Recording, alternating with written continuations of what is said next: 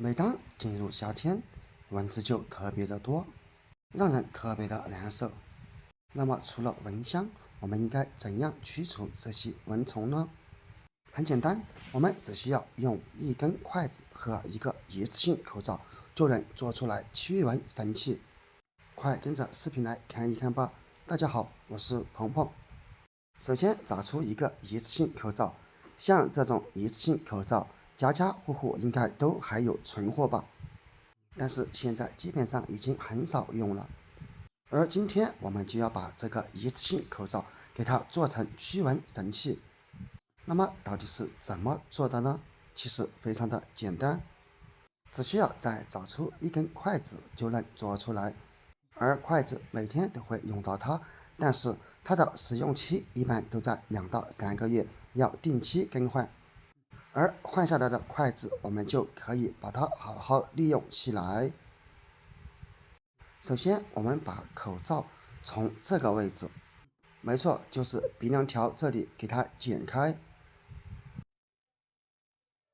然后转一个角，顺着鼻梁条一直剪，直到把它全部剪下来为止。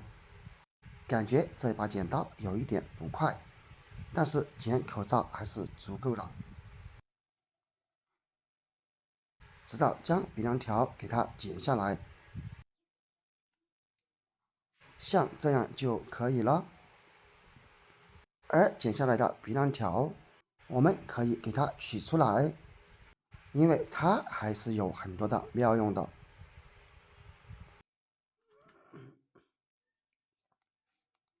因为它特别的柔软，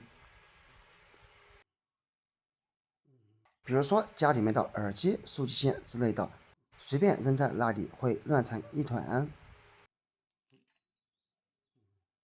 这个时候，我们就可以给它收拢来。最后只需要用这根鼻梁条给它捆绑起来就可以了。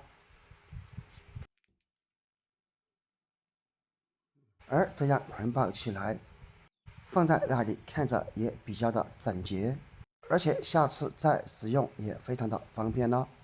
言归正传，我们还是来说说口罩吧。剪开之后，我们将口罩给它翻过来。口罩往往有3层，而最中间这一层它是微纺布做成的。我们将它给撕出来，然后将中间这一层给它翻过来，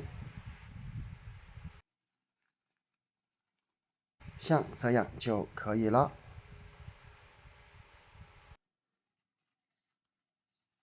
最后我们就得到了一个这样的口罩了。接下来找出花露水。众所周知，花露水就是用来驱蚊用的。然后将花露水喷洒在口罩上面，口罩翻一面，继续喷洒一些。因为这个口罩它的材料原因，所以喷洒在上面的花露水味道它会持续时间较久。然后再找出风油精，同样风油精它也有驱蚊的作用，并且涂抹在身上清清凉凉的。这里只需要把风油精也滴在口罩上面，滴上个5、6、7、8滴就可以了。最后我们将口罩再给它翻过来，然后将2根耳挂绳给它打一个结。打结过程当中不要拉得太紧，尽量让口罩处于一个蓬松状态。差不多这样就可以了，这样一个驱蚊包就做好了。然后再找出这一根筷子给它穿过来。当然了，如果穿起来感觉容易掉，我们可以给它缠绕2圈，因为耳挂绳它弹力非常好，就和橡皮筋一样。而做好之后，我们再来看一看到底用在哪些地方吧。首先是家里面的房间床头柜，睡觉的时候蚊子特别的多，我们只需要把驱蚊神器给它这样放在这里，这样一来，在我们睡觉的时候，它就会散发出风油精和花露水的味道，从而达到一个驱蚊的效果。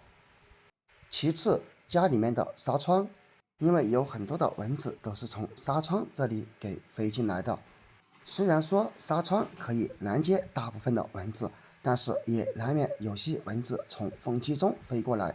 这里我们只需要将这个驱蚊神器给它放在这里。如果你觉得不好固定的话，咱们也可以直接给它放在这里，有筷子固定，不用担心吹风给吹掉。这样一来，蚊子要从纱窗中飞进来，就会闻到风油精以及花露水的味道，从而被它给驱赶走。第三就是家里面的卫生间。众所周知，其实卫生间里面的蚊子是最多的，而也不能打杀虫剂，因为卫生间空间特别小，所以我们只需要将这个驱蚊神器给它放在这里就可以了。不仅能够达到驱蚊的效果，而且散发出来的风油精以及花露水的味道，也可以中和掉空气当中的一些异味。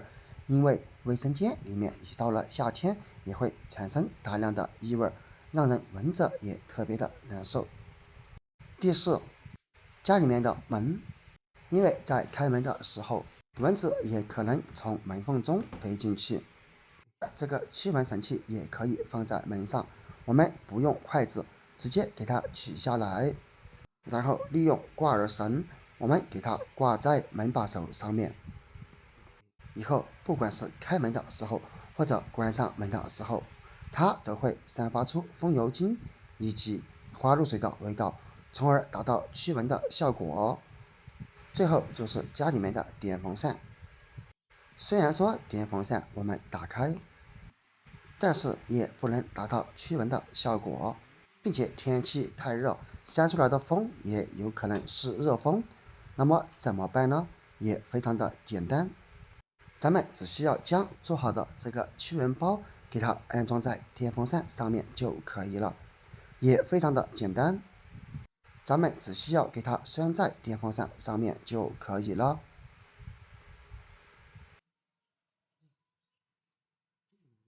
这里我们尽量给它打一个死结，防止在扇电风扇的时候将它给扇掉，像这样就可以了。最后再打开风扇，这样一来，扇出来的风不仅有花露水的味道和风油精的味道，还能驱赶蚊虫，并且风油精涂抹在身上特别的凉爽，因此通过风扇将它的味道扇出来，也可以感觉到特别的凉哦。好了，朋友们，你们也赶紧用这个方法来试一试吧。今天就分享到这里了，咱们下个视频见，拜拜。